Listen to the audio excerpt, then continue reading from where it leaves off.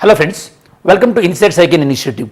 In today's video, we are going to discuss about Budget 2024. You all know that this is the interim budget. So, in any election year, Government of India generally they introduce interim budget. In the interim budget, generally we don't see major like revenue or major tax related proposals. It mainly deals with the expenditure up to the election.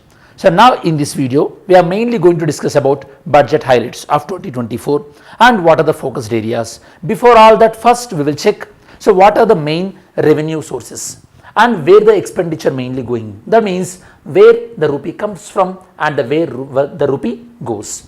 First let's see. So this is the rupee comes from, that is the income. So if you look at here, the majority of the revenue is coming from the borrowings. Around 28% of the money coming from borrowings, then income tax, then GST and corporation tax. One question to you here, by looking at this image, tell me what is the major source of income, either the direct tax or indirect tax, which one is the major source of income? Okay, put your answer. Next, expenditure, where the majority of the expenditure is going mainly towards interest payments to whatever the loans taken by government and state's share of taxes and duties. That is the one of the major expenditure components. Apart from that, one more measure is central sector scheme. You know that central sector scheme means 100% of the funding will be given by the union government. Next significant expenditure is related to other expenditure, then finance commission recommendation related to grants, then defense and centrally sponsored schemes. So this is the major expenditure profile. So now we have seen so far revenue profile and expenditure profile. Now let's see how much expenditure proposed in this year budget. In this year budget, total expenditure proposed around 47,65,768 crores. Out of this 47 lakh crores, it includes center expenditure as well as center transfer of money to states. It includes both. The center expenditure, it includes expenditure to schemes, projects, whereas the transfers includes grants given to states according to finance commission and other related grants and centrally sponsored schemes. So all the expenditure includes 47 lakh crores. Out of this expenditure, the most important expenditure we have to look at is capital expenditure. Now let's see what is a capital expenditure. The capital expenditure in the budget, it is around 11.1 lakh crore, 11.1 lakh crore, and the grants given to states. The grants given to states also sometimes it helps in the creation of asset. Though that means grants indirectly helping to assets creation, that's worth around 3.8 lakh crores. Overall, how much money we are spending related to capital expenditure? It is around 14.9 lakh crores. That means very near to 15 lakh crores we are spending on capital expenditure. Capital expenditure means in the creation of capital assets. So capital asset is all about, so any asset which create further wealth, that is known as capital asset. If you look at here, from 2016 now 2024, the trend is upwards. The trend is increasing towards, now we reached almost towards the 15 lakh crores, and it is a very momentous success to Indian economy. It's a very momentous one because as the capital expenditure is increasing, the country growth also will be improved. Now the revenue. So the tax revenue which is standing around, so overall including the GST and other form of the tax, it is around 12 lakh crores. The tax revenue is around the 12 lakh crores. We will see non-tax revenue. So non-tax revenue, total non-tax revenue and tax revenue, total revenue is around 30 lakh crores. Then capital receipt in the form of the debt, in the form of the disinvestment, that including that the total revenue the government is expecting from this budget is around 47 lakh crores. So 47 lakh crores is the total revenue. It includes tax revenue, and that means revenue receipt and the capital receipt as well. Revenue receipt includes tax as well as the non-tax. In tax, one major component is coming from corporation tax, income tax. Okay, this is the corporation tax around 10 lakh crores, income tax around 11 lakh crores, and GST which is standing around 10 lakh crores. So these are the major components. Now let's see which ministries got as a reasonable amount of the money from this budget. Ministry of Defense 6.2 lakh crores, Roads and Transport 2.78, Ministry of Railways 2.55, Consumer Affairs 2.13, Home Affairs 2.03. These are significant contributions to different ministries. Then we will see allocation to major schemes. If you look at here, Manrega, it got around 86,000 crores, Ayushman Bharat 7,500 crores, production linked incentive scheme. That means in certain sectors, as the production is increasing by the industries, they can gain certain incentives. That means their incentive is linked to the production. That is the production linked incentive program or scheme PLIS. Then modified program for semiconductor. For semiconductor production, around 6,900 crores we dedicated. You know that during the COVID pandemic time, we faced shortage in semiconductors. Because of that, you know that there was a surge in price related to electronic goods. For solar power, 8,500 crores, and green hydrogen around 600 crores allocated. These are the major allocations. And this budget is claiming that Indian economy is performing very resilient, very well, by giving some indications, such as, for example, declining the current account deficit, CAD. Now the current account deficit is around 1% of the GDP. It is a healthy indicator. Okay, so CAD indicates the difference between the imports and exports, and unemployment is also decreasing according to the budget document. Then non-performing assets of the banks also getting decreased. Then the digital transactions volume is increased in terms of the crores. The digital transactions now they are clocking at 16,000 crores. This is also one of the major achievements. And inflation is almost all falling and getting stabilized. The monthly GST collections, it started in 2018 with 0.9 lakh crores. Now it stood at 1.7 lakh crores. Every month, Government of India is getting 1.7 lakh crores in terms of the GST collection. And this year, we already discussed about how much revenue receipts are coming up and how much capital receipts are coming up in terms of the receipt profile. Now let's see. This year budget mainly focusing on achieving towards the Viksit Bharat aim by 2047. By 2047, India celebrate 100 years of independence. By that time, we are aiming to achieve the Viksit Bharat, that means developed Bharat. For that, we mainly focusing on 3D formula: demography, democracy, and diversity. And gradually we are achieving. We started with the Sabka Saath Sabka Vikas, then we progressed to Sabka Saath Sabka Vikas Sabka Vishwas. Now towards the 2047, we also added one more component, that is Sabka Prayas. Sabka Prayas, that means inclusive growth. And we can aim the inclusive growth by mainly focusing on following 4 parameters: GYAN, that is Garib, and youth, and farmers, and Nari Shakti, women. These are the 4 pillars which mentioned in this budget. Of course, we will discuss about that. Before that, first let us focus on how the government try to achieve the inclusive development.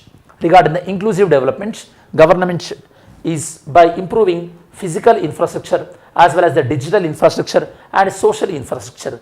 By improving all this, government is trying to achieve the inclusive development. So now see what are some of the initiatives mentioned in the budget. First, infrastructure, all forms of the infrastructure, it is being built in record amount of time. It may be the roads or railways or airports. We'll see the data later. Next, and all parts of the nation, that means whether it is a northeast, whether it is women or farmers, they are actively contributing to the economic growth. Digital infra is driving economic formalization. As more number of digital transactions are improving, the transactions are coming into the tax brackets and economy is getting formalized. Yesterday video, in case if you miss out, watch that video as well. In yesterday I explained about Indian economy, a brief overview. Tax reforms, it have deepened and widened the tax base. That means now more number of people come under the tax bracket, especially after the GST introduction. Next, financial sector boosting efficiency in savings, investments and credit. That means bank credit to infrastructure is increased, and the capital expenditure, investment in the capital expenditure is increased. And initiatives such as GIFT, IFSC, IFSCA, these are encouraging a robust global gateway for capital and resources. They are encouraging capital, so development in India. And GST, which enabled one nation, one market, one tax. These are some of the digital and physical infrastructure initiatives by Government of India, which are facilitating the inclusive growth. So we discussed all these pointers. Next, focused areas in the budget are GYAN, caste. Normally, So Prime Minister mentioned in various speeches that there are only 4 castes in India. They are GYAN, Garib, Youth and Annadan, that means farmers, and Nari Shakti. Okay, Annadata. First, Garib Kalyan. Let's see regarding the poverty. Government is claiming that around 25 crore people they are free from the multidimensional poverty for the last 10 years of their ruling. Next, the direct benefits through Jan Dhan accounts, the direct benefit around 34 lakh crores of the money directly transferred to people. Because we are using the digital transactions, because of the accounts, we are able to save around 2.7 lakh crores by preventing the leakages. That is what the budget is claiming. And around 78 lakh street vendors, they benefited under PM Swanidhi program. And the headcount ratio in the multidimensional poverty, it decreased from 55.3% to 11.3%. The poverty decreased. So these are some of the claims related to poverty. And regarding the mudra, okay, tell me students, what are the different categories in the mudra loans? If you are preparing for national exams, you must know. Under the mudra loans, around 43 crores loans were sanctioned. 43 crores loan applications sanctioned, worth around 2.25 lakh crores. Out of this 43 crore loan application, around 30 crore loan applications are related to women only. That means women got majorly benefited from the mudra scheme.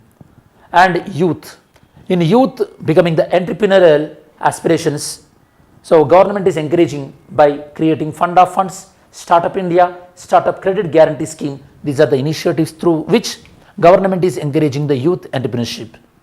Then revolutionizing education for last 9 years. So we try to revolution the education through providing skill mission. The skill mission provided around 1.4 crore youth got trained and around 55 lakh people their skill been upgraded. 7 AITs, 16 IIITs, 15 AIMS and 390 universities been established for last 9 years. That information we already just now discussed. And the budget allocation for PM Shri scheme. Okay, PM Shri is about the model school across India. For that, budget allocation increased from 4,000 crores to 6,050 crores.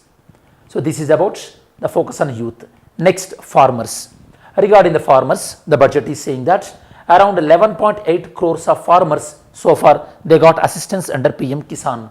PM Kisan stands for PM Kisan Samman Nidhi. Through this Nidhi, 6,000 annual assistance will be given to farmer in 3 installment. And crop insurance also provided to around 4 crores farmers. Here the crop insurance we are talking about, that is the Prime Minister Fasal Bima Yojana. Okay, PM Kisan we already discussed. And budget is also claiming that through e-norm, electronic national agriculture markets, through this around 1361 mandis means market, they connected. Because of that around the trade volume of 3 lakh crore trade volume been generated because of this connecting of e-norms. Next, Nari Shakti, women. Regarding the women, government is claiming that they abolished the triple talaq on the on the orders of the Supreme Court. Around 30 crore women they approved under PM Mudra loans, we already discussed. Female enrollment ratio in higher education, it is increased by 28% in last 10 years. And female enrollment in STEM courses, STEM stands for science, technology, engineering. In these technical courses, women enrollment reached to almost around 43%. Under PM Awas Yojana, 70% of the houses they were given to women ownership based applications. That means they were owned by women. And around 83 lakh self-help groups are there. Through that, around 1 crore women they were given around 1 lakh rupee of loan.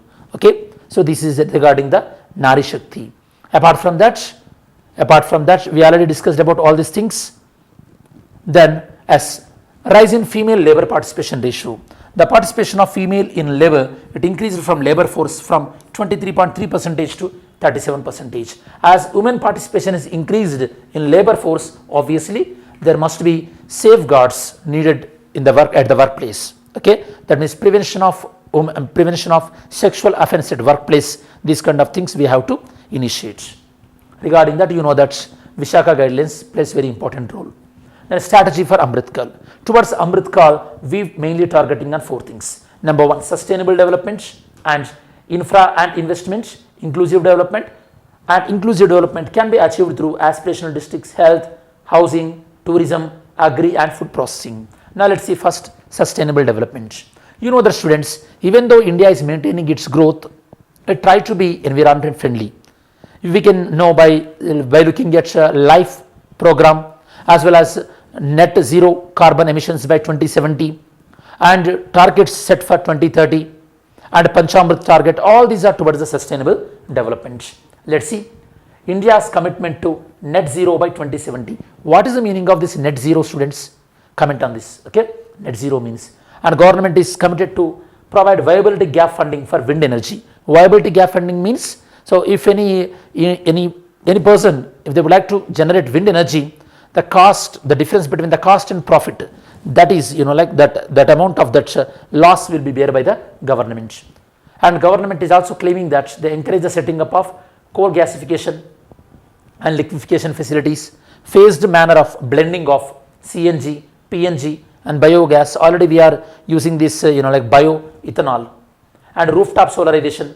Recently Government of India announced one scheme related to this 1 crore rooftop solar installation. What is the name of that scheme anyhow? Tell me. Then encouraging the e-buses and encouraging this electric vehicles through FAME, and all these are the various initiatives towards the sustainable development. And the percentage of the non-fossil fuel installed electricity capacity, that means electricity capacity through non-fossil fuel, that increased from 30% to 43.9%. Even number of LEDs installed under PM Ujala increased, and Prime Minister Ujjwal Yojana, through that more number of LPG connections being provided, and LED street lights through solar street lighting also increased through PM Ajay Yojana as well. Next, infra and investment. Regarding this, there are 3 major railway corridors government is taking up as a part of the PM Gati Shakti Yojana. So PM Gati Shakti is all about the national infrastructure pipeline. You know that. Next, promotion of foreign investment through bilateral investment. Then expanding airports and promoting the regional air connectivity to UDAN, Uday Desh Ka Aam Nagarik. Promotion of urban transportation through metro rail as well as the Namo Bharat train. Namo Bharat train mainly towards improving the connectivity between the intercities. If you look at here, the capex is increasing. We already discussed in the beginning of the video itself, the capex is increasing. Now the capex in terms of the percentage of GDP, it is around hovering between the 3 to 4%. Okay, out of the 3 to 4% of GDP, we are spending capital expenditure. That is a very healthy one as well. Next, FDI inflow. Compared to 2005, now almost all the FDI inflow is getting doubled compared to then around $300 billion at 2005. Now we reached to around $600 billion as well. Physical infrastructure improvement. If you look at here, number of airports 74 to 150. Then aircraft movements. Okay, in terms of cargo, 16 million tons to 25 million tons, and electrified train routes 22,000 kilometers to 50,000 kilometers. Likewise, so much of improvement was observed in terms of the physical infrastructure. Next, inclusive development. Let's see how the inclusive development is targeted. In terms of the aspirational districts, inclusive development is targeted mainly around percentage of women registered for antenatal care within the first trimester. Regarding the vaccination, the percentage improved from 68% to 89% in last 5 years. And number of people they enrolled under Pradhan Mantri Jeevan Jyoti Bima Yojana, that is a life insurance, increased significantly. The number of people enrolled under this program. Next, regarding around 3 crores houses also been constructed under Prime Minister Awas Yojana Gramin, and 2 crores more houses government is going to be constructed, that is announced in this year budget. Next, in terms of the health. Regarding the health, government is committed to encourage cervical cancer vaccination for girls between 9 to 14 years. A vaccination at this age, eventually, more or less, absolutely it prevents the cervical cancer. Next, Anganwadis and Poshan 2.0, they will be expedited so that more nutrition delivery, early childhood care can be taken care. UWIN platform is improved mainly to promote the universal immunization under the Mission Indradhanush program, and these are the various initiatives under the health. Next, in terms of housing, already we covered in terms of the housing, Prime Minister Awas Yojana. Tourism, government is claimed that at the G20 meeting, there are various levels of various sub-meetings under G20 they conducted across India, around 70 cities.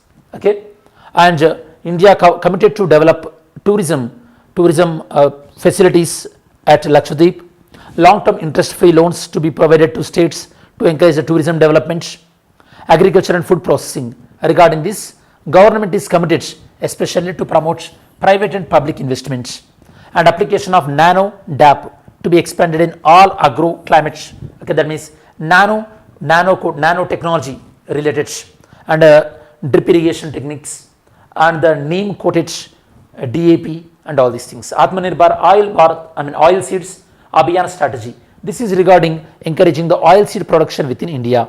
You know that now we are excessively depending on certain other countries regarding the oil, okay, edible oil. To avoid that, even recently Government of India approved the environmental clearance to the genetically modified mustard as well.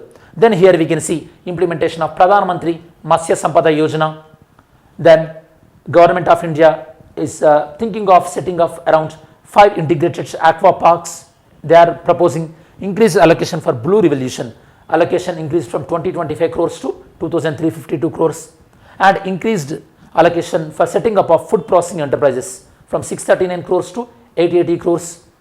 So these are some of the initiatives related to agriculture and food processing units. Now let's see taxation reforms. Regarding the taxation, number of tax return increased around 2.4 times because of the process being smoothened, and tax base also increased. Direct tax collection almost had tripled in last 10 years, and reduction in average processing of income tax return from 93 days to 10 days. Income tax return time is got reduced as well, and even government also promised that. So there will be around positive sentiment about the GST. We already discussed about how the GST collections on monthly basis is increasing.